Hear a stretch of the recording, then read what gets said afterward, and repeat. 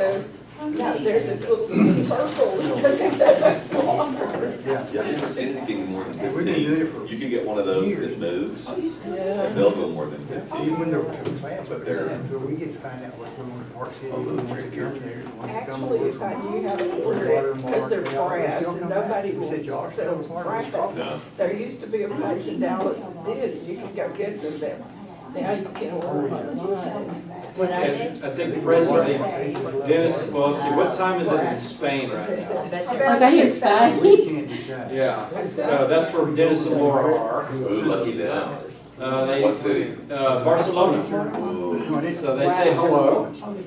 Buenos dias. So yes, I'm saying this for two reasons. To let you all know that they wanted to say hello, that they miss everybody.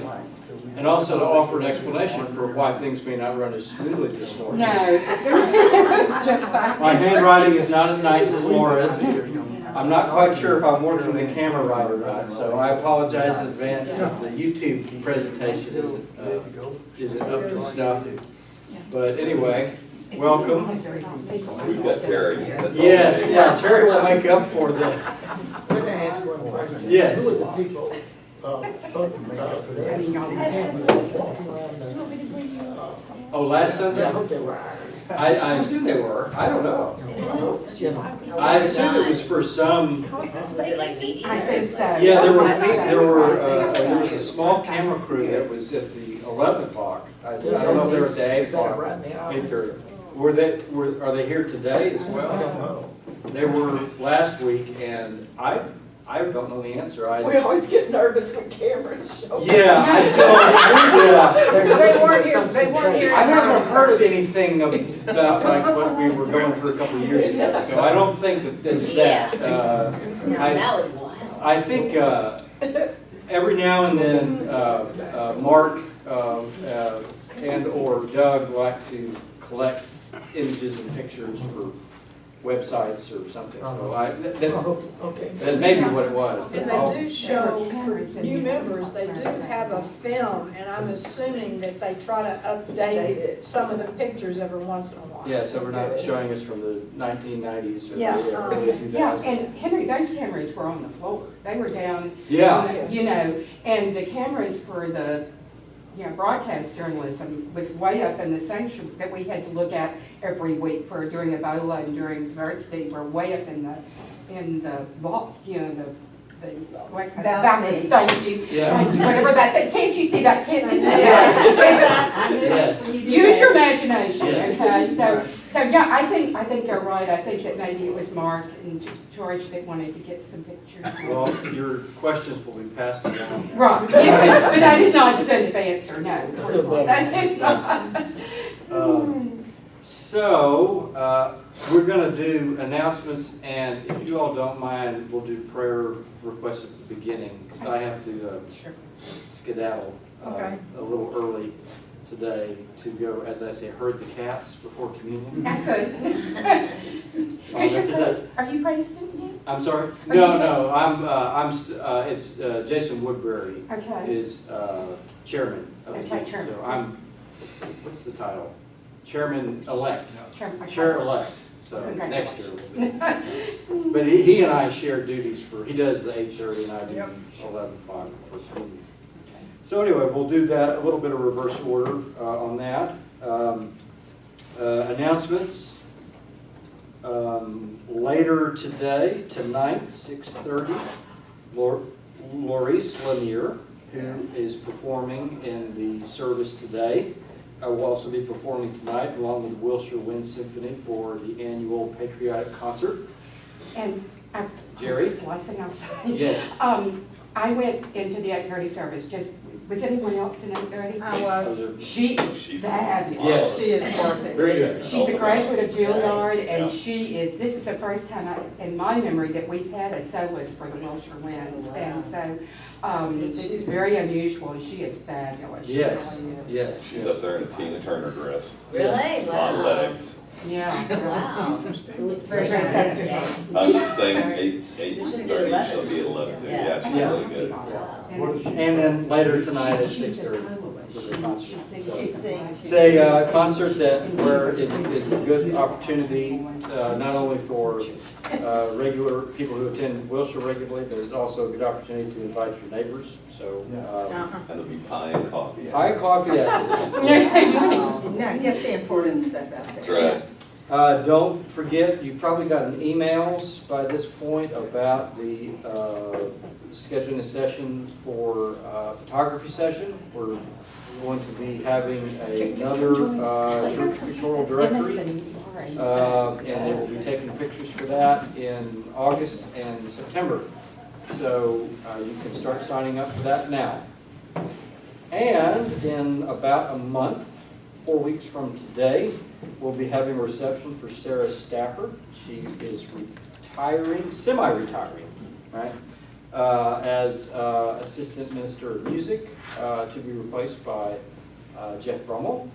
Actually, has he actually been appointed to that yet? He has been, yeah. Didn't we vote that? Well, we voted last week, but I can't remember where we are in the process. July the 1st. Okay, okay. And then he's going to be ordained Yes. later in the year. So he's currently working with a ordination committee. And I think that's all the announcements I was going to Do we say. have a Anybody report? else? Do you read any report on Melissa Hopper? I don't know anything other than that that things are fine and not, Not I don't know 100%, but specifics. we're going in the right direction. yes, Yeah, she's got that. But I'm the sorry? picture- No, they don't. yes, Okay. I believe so, yeah. Yeah, she's, the baby got to go home from the hospital before Right. she did. But I think they're both home now. They both are home. They've been home for 10 days, 2 weeks, both of them. But Alyssa's still having the vision problem, and it'll be a slow recovery on that. But the picture that Jacob he posted two, one of the baby and one of Alyssa when the day he took her to the hospital. And she had that determined look. That picture of that baby is the same. I mean, they've got the very same expression. And then Hadley. I'm remembering the name of the child's name. is Hayden. Hayden. Hayden. Hadley, sorry, you're right. Hadley, yeah. And then he did post another one of her holding the baby, and they both looked great. Really looked great. We'll make that a prayer/praise request. That's right, that they're, personally. she was up dressed and everything, and But do really, they expect her eyes to get better? you don't know. And today's Robert's birthday. Well, I was gonna add that if somebody else did, so that's a praise, is that today is Robert's 91st birthday. Oh, good. And thanks to Dale, we have a visual aid. Oh, I was going Incredible. Which one? Robert and his sisters. Robert is the second from the right. Oh, my gosh. 3 years old, we think? How? 5 years old. My goodness. Wow. So we can Incredible. We share had that. we had a lady join the church this morning, and I don't know how old she is, but the reason she came for this time because she wanted to still be able to walk down the aisle. Oh, what's her part? And her she was really It sweet. still looks the same. It's the same expression. Where was it? In China. China. It was Wow. born that way. Incredible. July 1st, 1927. Is that right, Scott? 26 or 27? Before Hoover, president, I don't know who that was. It would have been Coolidge, I think. Probably so. I think it Because was Coolidge. 29 was when the depression hit. Uh-huh. Coolidge was- Yeah. That's a different one I had seen, yeah. Other prayer requests or praises? Or both? I just want to say that we had a prayer for my niece who's bipolar and is an addict up in Colorado. Ruby She's Jo. doing well now. Ruby Joe? But I mean, she's still bipolar and still an addict, but Mhm. she's safe. She's your grandniece? Is that right? She's Your great niece or your Uh, niece? No, she's my great niece. Great. I have one from my daughter Jessie's, she's from her 1-year fellowship in Tanzania next Sunday to your airport, so. Great. Yeah. Fellowships, so she's She's a, graduated college, Tell she's that doing now. humanitarian and Yeah. healthcare stuff. Jessie Cohen. Yeah. Okay. She's going to Tanzania. For a year. Yeah. What's her focus or her Public health. public health? Wow. With some big pants. It's for you to grow into. Thank you. Other prayer requests or praises? Everybody have a safe 4th.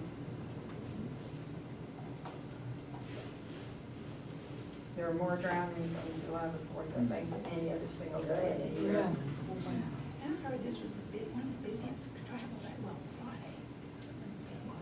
Friday. I had a prayer request, I think. I don't know much about it, just heard about it.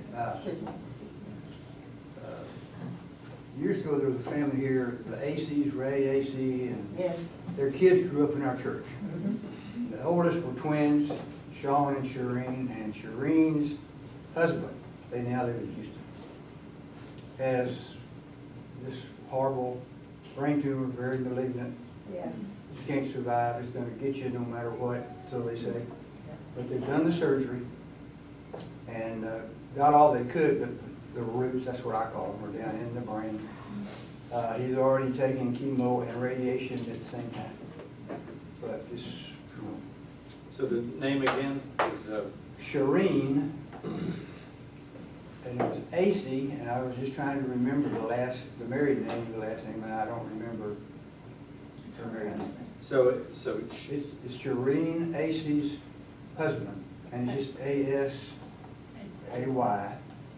okay. and And so her maiden name when she was a member here was AC, yeah, Shireen AC, And the husband is the one who has Yeah. the brain and it's David, cancer. whatever, I don't know his last name. God will know. That's Yeah. right, thank you. Yeah, You said the husband's name is David? David, yeah. Okay.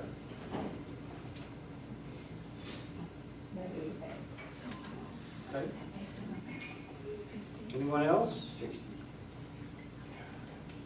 Well, if not, let's join together in prayer, and then we can turn it over to Terry. Let's pray. Dear Lord, thank you.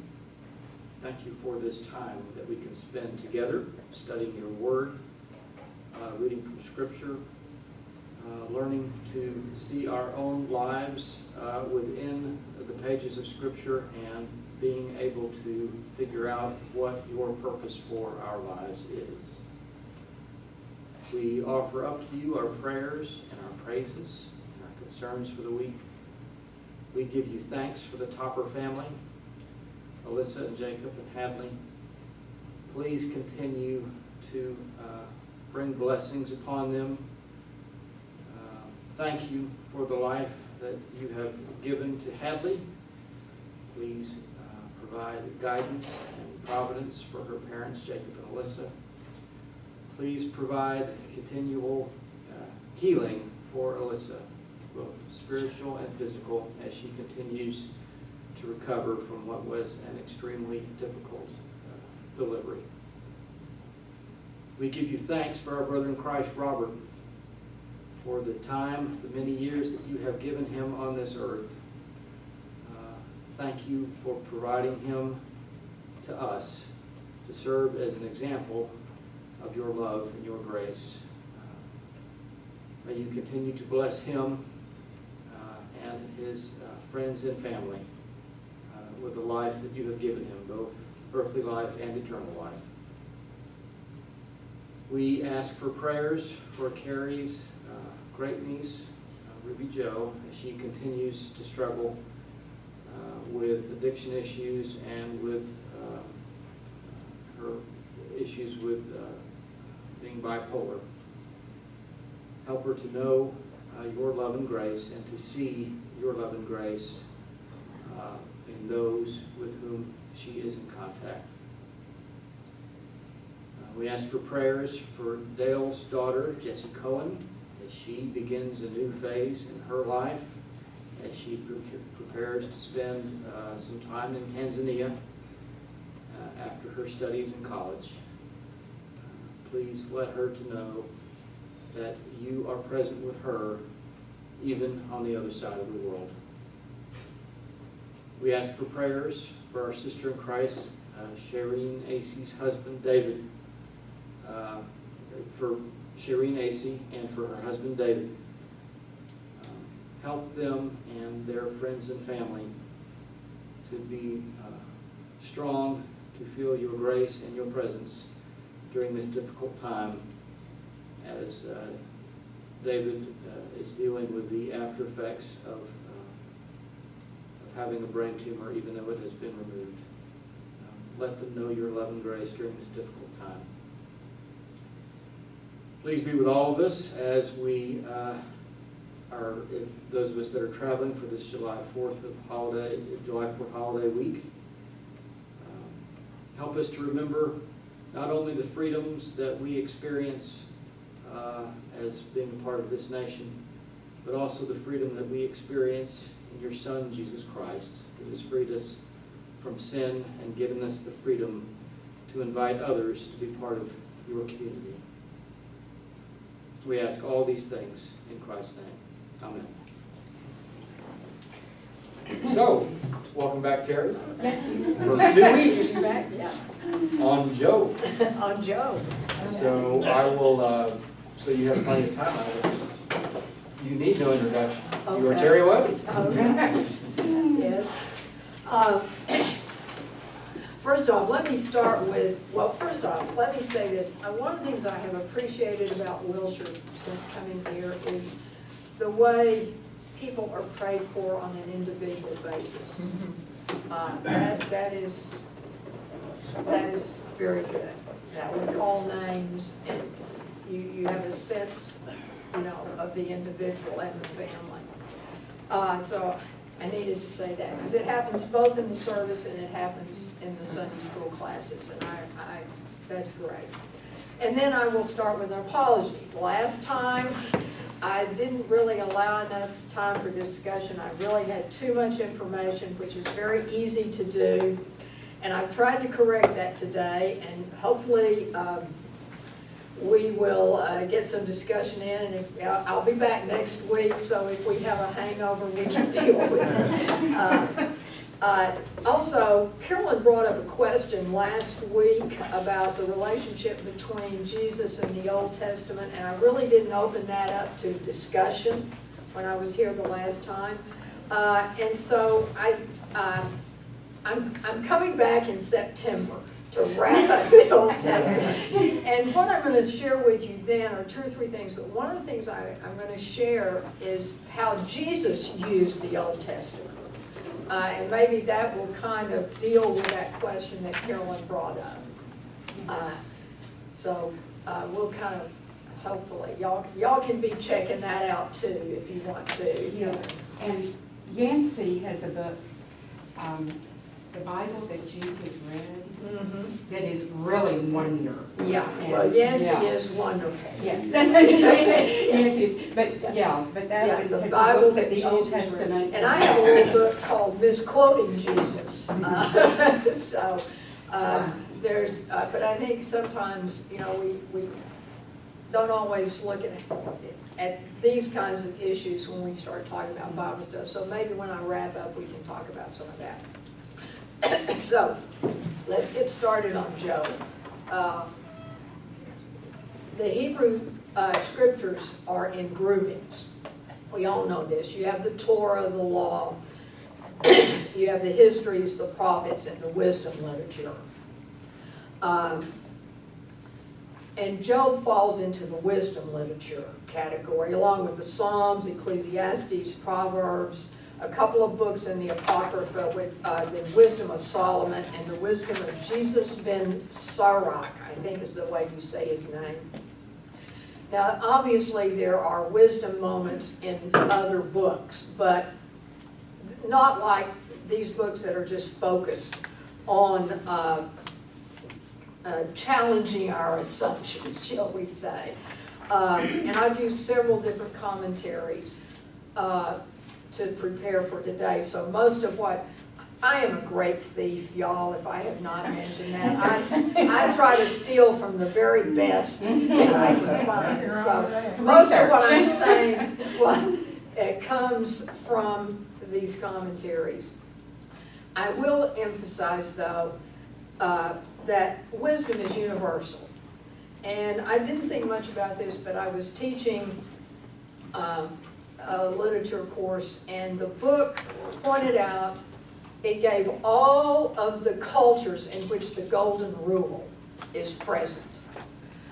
So you can find them advanced or primitive or in between. You can find a version of the golden rule, which is sort of the ultimate wisdom statement, I guess you would say. Of course, Jesus uses it. Matthew and Luke both refer to a golden rule moment with Jesus. The wisdom literature was there to challenge the Jews as well as challenge us to move to a higher level of consciousness, a higher level of awareness. So it's an understanding that is capable of accepting mystery and living by faith. Most of the questions in Job and in much of the wisdom literature, there's just not a whole lot of answers when it comes down. This is just me, but wisdom answers tend to be pretty simple answers, but they're extremely difficult to live, like the golden rule, you know. But ultimately, I think you could say the wisdom literature is our reality check. When we think we have all the answers, it really does challenge our assumptions. And the wisdom books, according to the commentaries, are really counterpoints to the epic stories of the histories of God's deeds on behalf of Israel. The histories that we know that are full of violence and arrogance and nationalism. The wisdom books do not have stories of national deliverance or covenant or conquest or exile or special status. So they are focused on coping with life. Learning, and this is what one of the commentaries, well, more than one, but learning to live an ordinary existence wisely by living in harmony with the Creator and His creation. You know, and part of our problem is we are still products of the age of enlightenment. We want to know why, we want to know what, we want to know how, and we're coming out of that age of enlightenment. This postmodern era that we're moving into is moving us away from the kinds of hardcore answers. But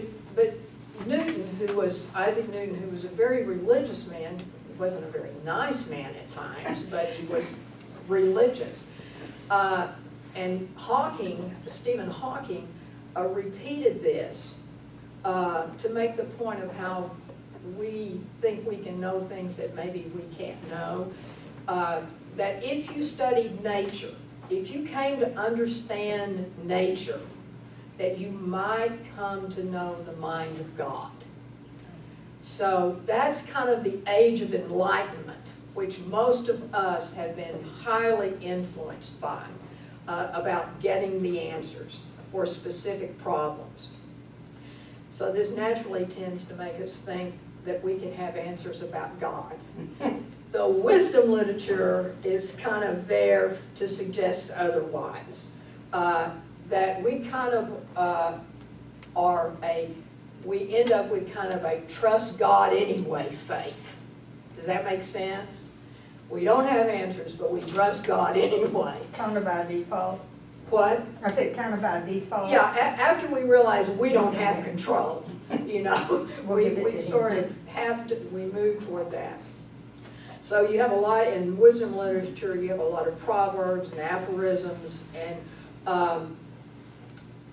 it focuses on values. That is what do we use to guide how we respond to life. So about Job, if you had a chronological Bible, and I happen to have one. Does anyone else have one where they've put all the books of the Bible in chronological order? I didn't know that. I didn't know. Well, because of all the Bible study and how they've dated everything. Right. Job comes right after Genesis.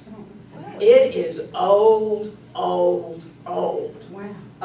In terms of when it got started being written. It was really written in a time when the idea, and they're talking about like 2000 to 1000 BC is where this story seems to come from.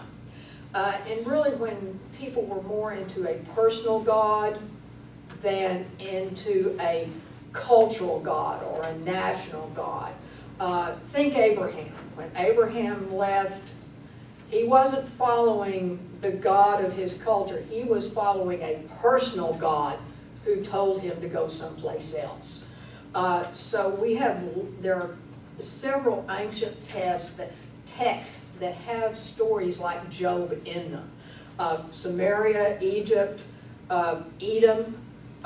So there are, this is at a very ancient point that an epilogue and a prologue were added to. For instance, in the epilogue and the prologue, you get Yahweh mentioned, but in the other 40 books or so, chapters in the book, you only have Yahweh mentioned 4 times. So they obviously must have adapted this story to deal with an issue that was going on in Israel or in the Jewish way of thinking. One commentary says you need to think of Job as like the grand cathedrals in Europe that were built over hundreds of years, because that's kind of the way apparently this book was ended up in our Bible, is that at some point probably those Hebrew scribes after the exile period who were doing so much work on putting together the sacred text for the Hebrews, that's probably when this emerged.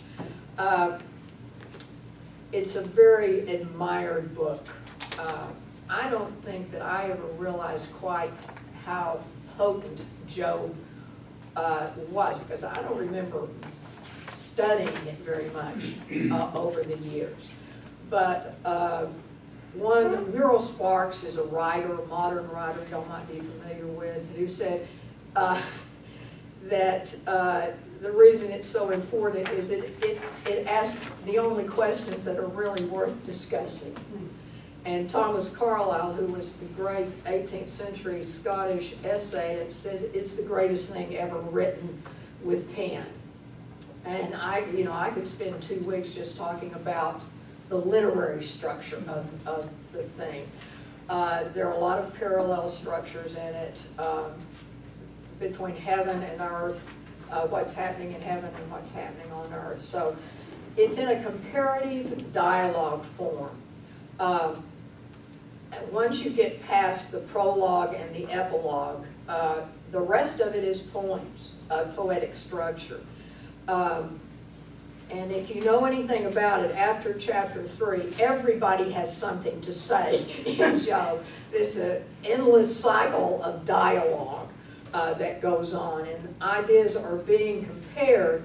And the issue that they're dealing with is, and I hope I'm saying this word right, retributive justice. In other words, a tit-for-tat justice. If you sin, you get punished. If you are good, you get rewarded.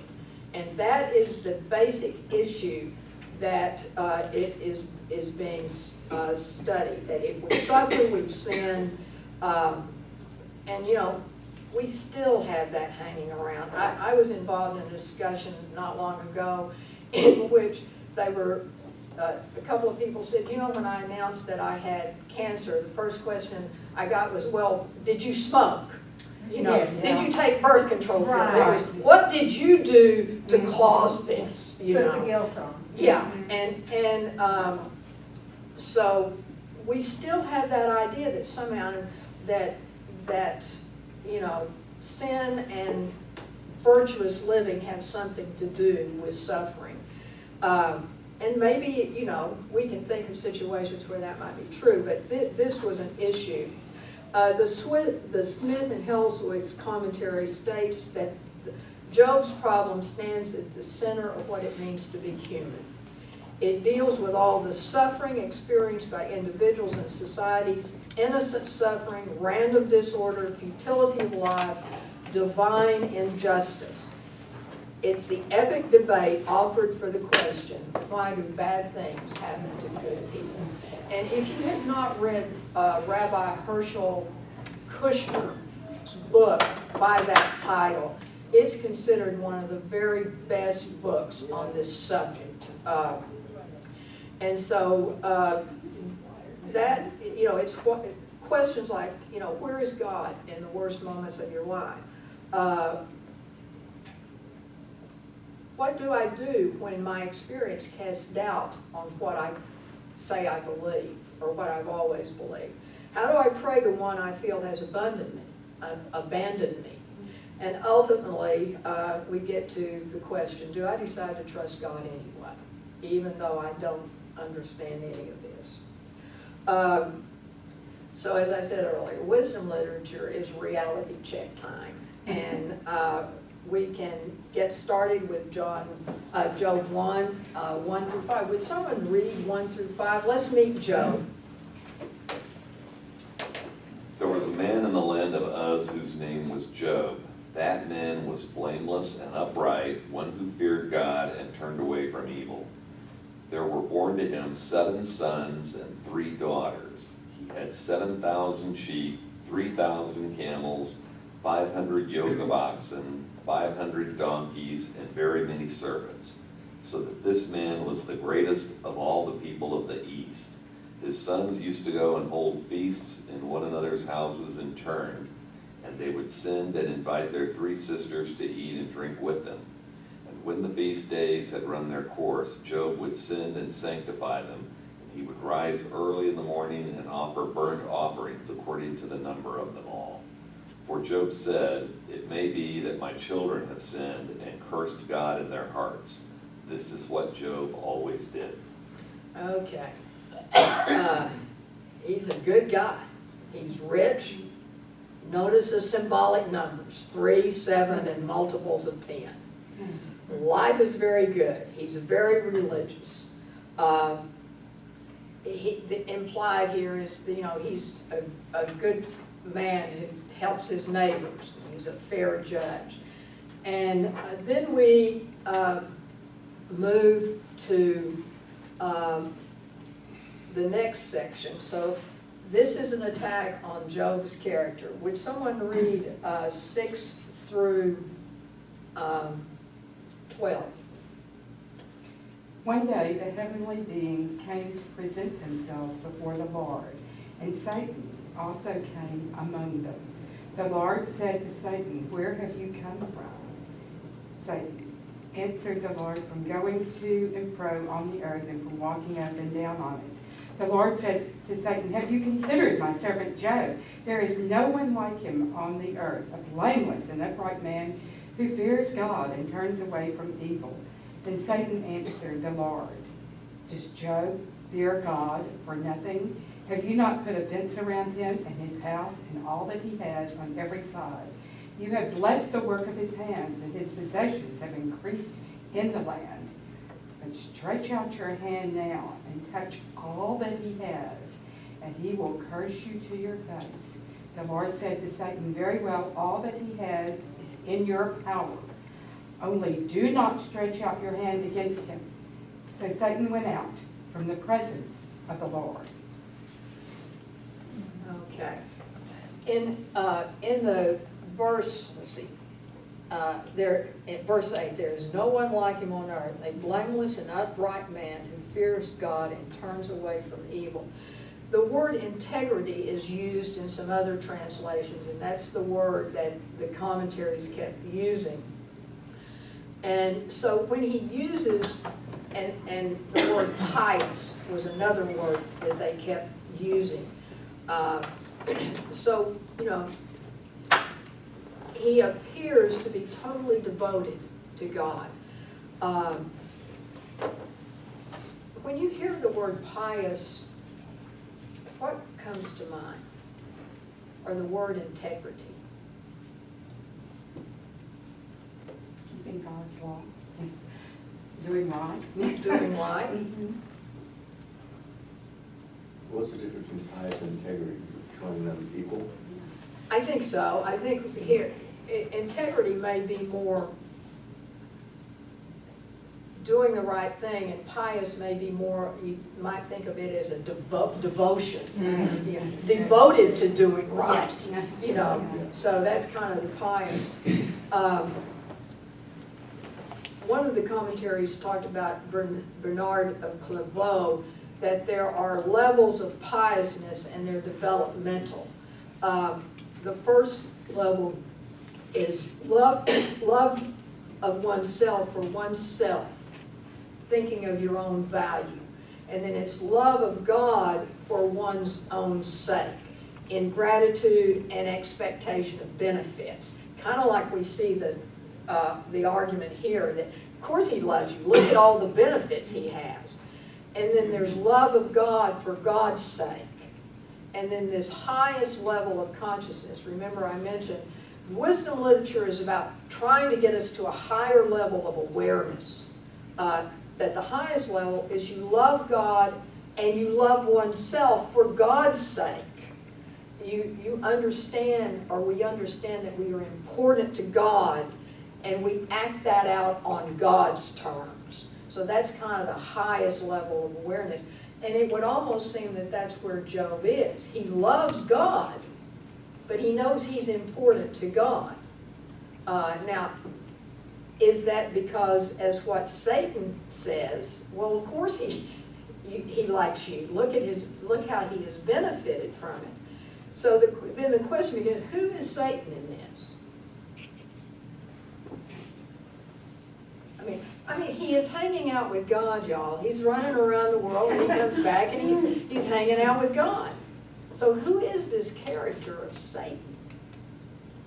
The accuser. The accuser. A lawyer would know that. Yeah. Every story needs the character that gets it started. Yep.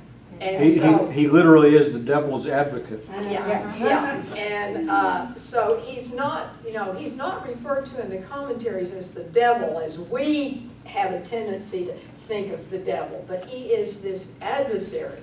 He is the accuser. He is the one that's going to be arguing the other side, I guess you would say.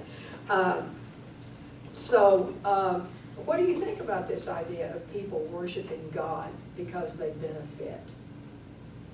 There's a lot of it going on. It's a huge church. In Houston. Yes, big time. The prosperity gospel? Yeah. Mm-hmm. Yeah. And, isn't it easy to kind of fall into the idea that my life is good because I worship God the right way? I mean, we're human, and we'd like to think we're doing something that God approves of. That can move over to the pride thing if we're not careful. So it's kind of an easy trap to fall into, this idea. And the prosperity gospel, it's interesting. Probably the one that, the scripture that's used the most on that is the Jeremiah passage. I want to say Jeremiah 29. I actually wrote it down, but somehow it got left out. 29:11, I think 4 or 11, somewhere in there, where he says, "I know the plans I have made for you, Yes. that to prosper you." Well, it's interesting.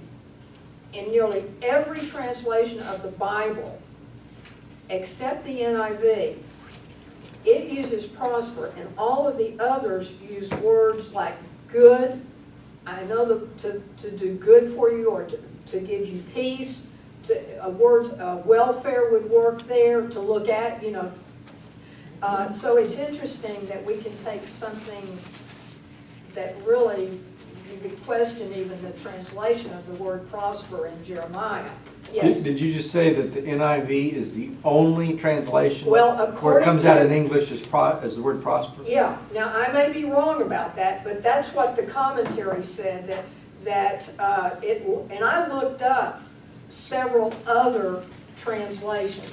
Surely there's another one out there besides the NIV, but generally speaking, which I found very interesting, since the NIV is supposed to be very word conscious.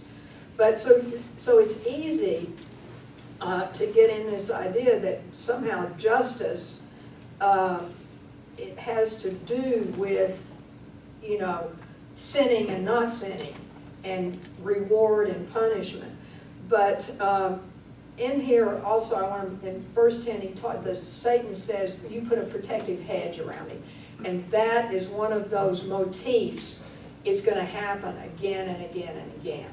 So we get then to Job 1:13 through 19, and I'm just going to summarize this. God says, go do what you want to do, just don't hurt him. And he goes out, and if you've read 13 through 19, outside enemies, the Sabines and the Chaldeans come in and do a tremendous amount of damage, and then fire and wind just reduce him. All of everything's gone. Absolutely everything. Children, property, wealth, all of the externals, all of the things with which he might have had emotional connections are gone. And he's left with nothing.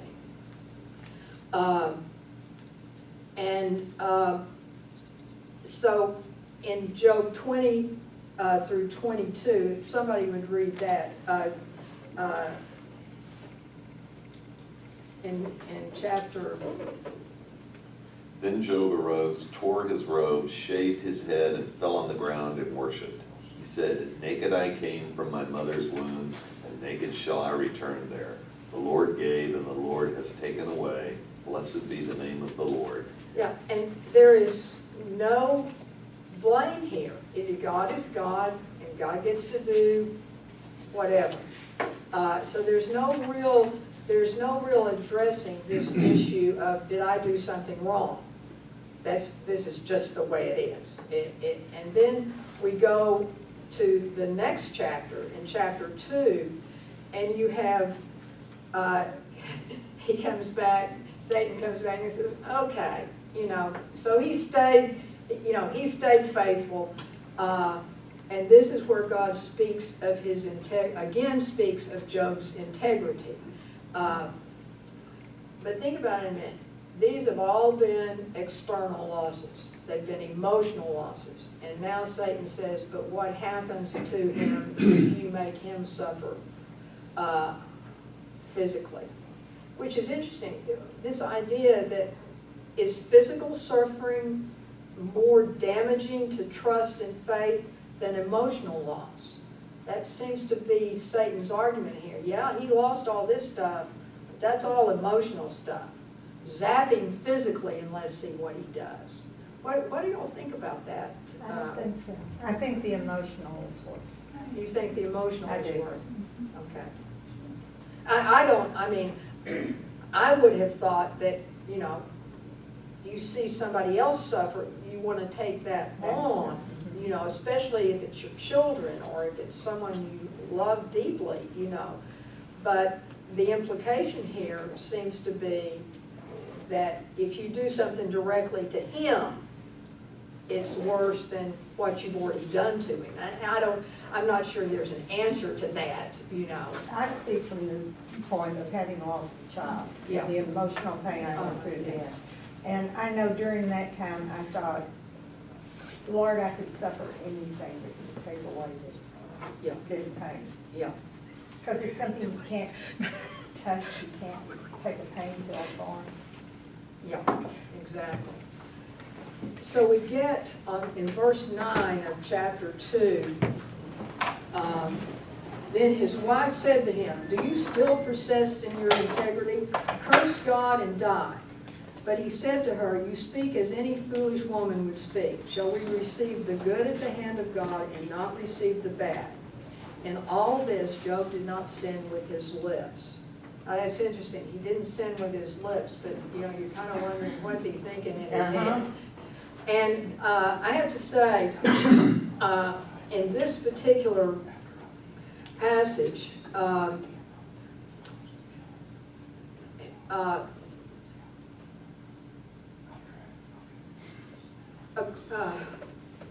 the wife, the commentaries had a field day with the wife.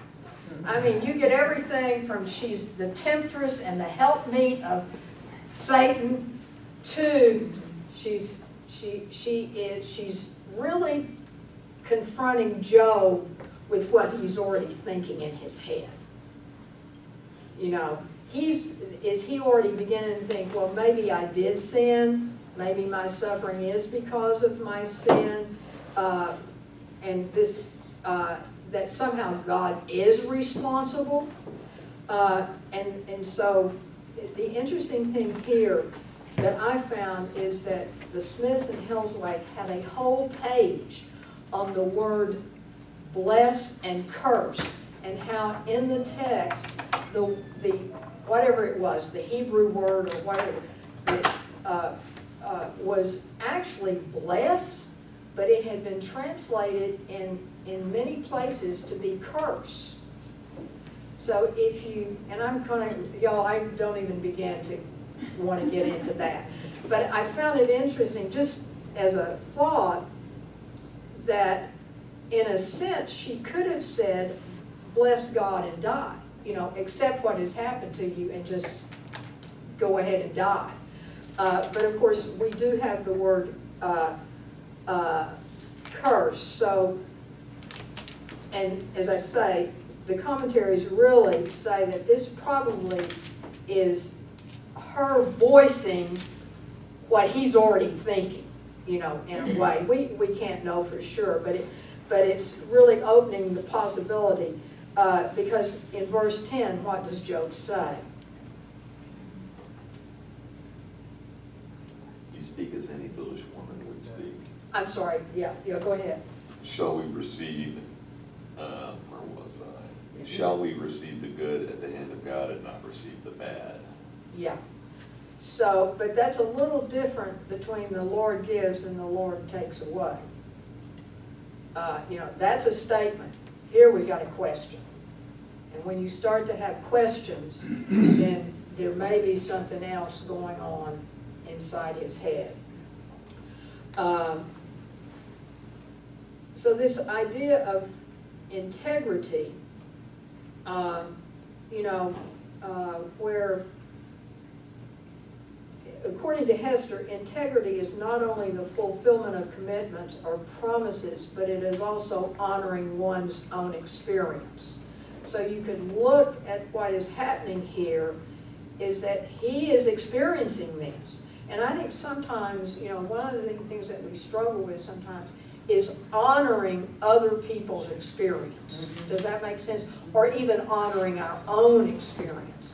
In fact, in Compass right now, they're doing a book on the Gospel of John. And one of the points it's made is that we hear all this stuff, but sometimes we have to trust our experience with God. You know, what we have encountered in our lives and how we have moved through things. And that it's not always about, it's not about doctrine. And we have Job here moving through his experience. And you know, we could talk about, in his question, do we accept good and not trouble? Do we really, do we not appreciate the good in our lives until we've encountered the bad? Can we get content with how good our lives? Anybody familiar with Chris Christopherson's song, Why Me? Yeah. Well, in that, basically, he's saying, why me? Not, why do bad things happen to me? Why have I had it so good? You know, what did I do to deserve what you have given me? And I think that is one of the things that sometimes, a friend was talking the other day that he and a friend were out playing golf, and they were grousing and griping about how their shots were not any good. And finally, one of them, look, it's a gorgeous day. We can afford to play golf. And we're out here getting upset because we're bad golfers making bad shots. You know? So there is that reality check of being aware of what's going on. Yes? One day this past week, I was reading one of Oswald Chambers' devotional, and I'd read it before, I'm sure, but I didn't remember it. But he basically said that, God allows bad things to happen to all of us because there's a reason. What? To see how you handle it. God allows bad things to happen in order, Doesn't cause it, but allows it. allows it. And this then lets you either handle it and grow stronger or crash. Mhm, And I was thinking about that here. mhm.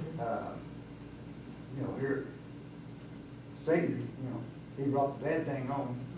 And I think one of the things we need to, and I didn't talk about this a lot, is that you go back to what happened to Job. Outsiders, human beings with evil intent caused, and then nature caused earthquakes happen, and bad things happen out of earthquakes. Now Plato would say that, I think it's Plato, that there is something, that evil can come out of nature. Now, I'm not sure I see an earthquake in and of itself as evil, but I don't pretend to be a Greek philosopher, so I'll leave that to, but you understand what I'm saying. These were not, I think we have to keep in mind what you were saying, is that things happen, and then it's up to us how we are going to handle it. And Rabbi Kushner addresses that point, that there are things over which we have no control, but out of it can come suffering. And so we end chapter 2, and Job's friends show up. And of course, how many friends are there? Three, of course.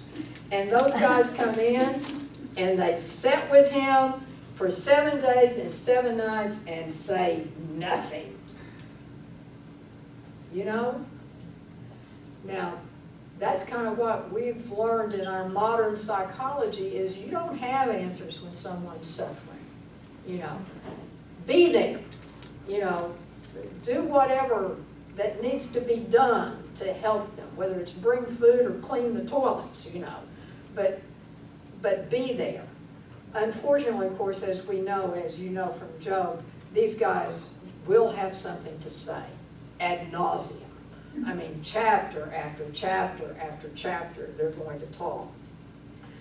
But at least at first, they show up and they sit with him during his suffering.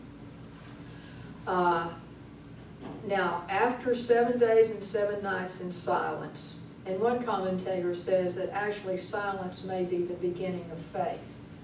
That idea that you can stop and maybe hear something besides your own voice. But in chapter 3, Job speaks. And this is where the poetic dialogues, the prologue has ended and the poetic dialogues begin. And Job begins to ask the rhetorical questions. And it's a soliloquy. Nobody else is going to speak in chapter 3. And one of the commentators talked about how that while those guys are sitting there, that Job is really both the speaker and his own listener. That's the nature of a soliloquy. And I'm sure I'm not the only one in this room who has been all by herself in the house talking out loud to myself. Yeah. Usually Frequently to the computer. What? Frequently to the computer. Yeah. But you understand. So it's really about him listening to what he is saying. And I'm going to summarize. Well, let me say this: that according to commentary, this kind of internal dialogue that we can have with ourselves hopefully is a consciousness raising aspect of wisdom. When we talk it over with ourselves, we may actually come out with a greater understanding, a greater awareness of what we might need to do or how we might need to react to something. So there's a very positive thing about these kinds of things.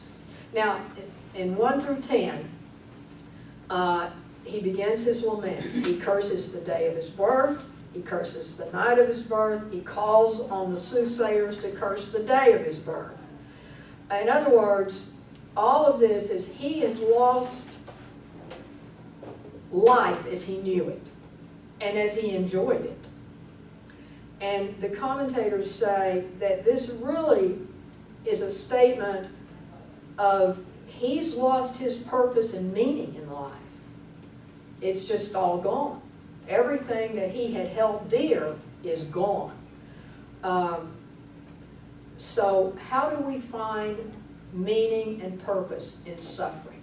That's one of the big questions here. There's a Okay. big question too.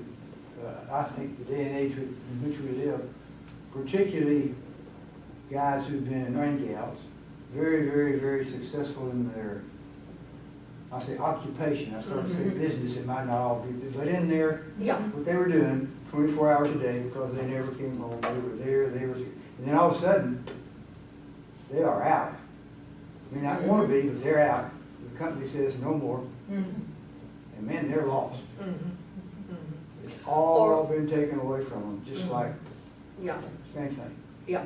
No. And that can happen in a lot of different ways, where everything is,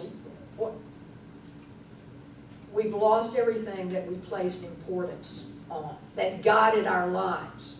And so kind of keep that in mind about, how do we find purpose and meaning in suffering? And suffering, in essence, means we've lost something. When we suffer, we've lost something that we had that made us feel secure, and now we are feeling insecure. And then and I'm almost out of time here, and I tell you what, I think what I'll do is just stop right here, and we'll just deal with chapter 3 next week, because it's really, it will lead into what else we're doing. So we'll just stop, because he's going to go through a lot of rhetorical questions, and they're why questions. And probably the biggest problem we have, and I heard this from a professor at SMU, that when we start to ask the questions why, it makes the suffering worse. And y'all can think about that for next week. When we want answers to things that we can't, it just makes it worse. So let me just wrap this up by saying 3 questions kind of emerge from chapters 1 and 2, and they set the stage. What kind of world do we live in? What kind of God is God? What kind of relationships, both with God and with others, are we created for? As I said, Job is full of rhetorical, think about it questions. We are going to encounter the kinds of thinking that whoever put this story is going to try to downplay in terms of relationship with God, this tit-for-tat justice thing, no sin, reward, sin, suffering. So we're going to leave Job suffering, okay? And we'll take up what his soliloquy next week. One source suggested that suffering is one of the key components of moving toward wisdom precisely because it interrupts our tendency towards smugness when we are successful and comfortable. Suffering gets us out of our comfort zones and helps us identify with others who suffer. It's easy to trust God when things are going our way and our problems are manageable. Suffering gets us to a place where we have to struggle with the basic meaning of